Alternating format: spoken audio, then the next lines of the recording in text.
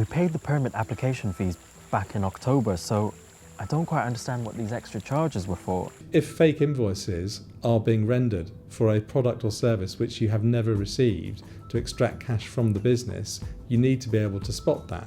What's this commission listed here? It's been charged twice, look.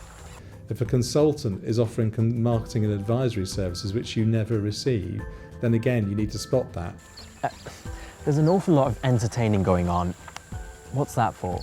If you want to get them on side, you've got to give them a little something in return. You know what I'm saying? You need to put in place a very clear policy with very clear thresholds, with approval levels. And yes, it costs money to do this kind of thing, and yes, it imposes some delay and bureaucracy, but unfortunately, compared with the horror scenario of the police and the Serious Fraud Office turning up at your offices at 6 o'clock in the morning, it is nothing, believe me. Everyone who's anyone is going for this contract, and they're going to do whatever it takes to get it. So if we're going to be all British about it, you might as well say adios to everything, right now. The penalties for violating the Bribery Act include significant jail terms and unlimited fines. For corporates, there's also the prospect of debarment from public contracts, which could be, for some companies, a death sentence. We could be talking about £200 million worth of business. Are you happy in telling Roger that's all gone down the pan? Because I'm not.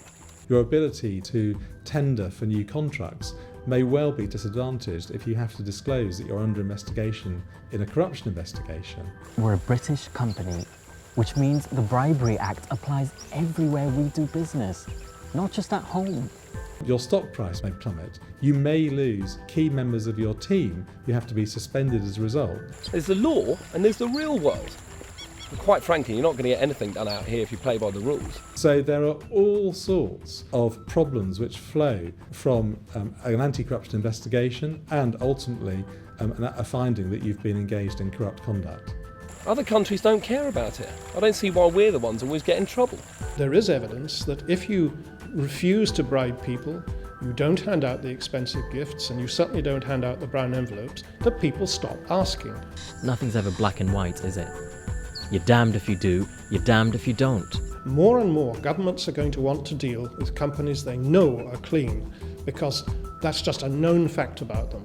I don't want us to lose the contract either. But if it means facing millions in fines and a prison sentence, is it worth it?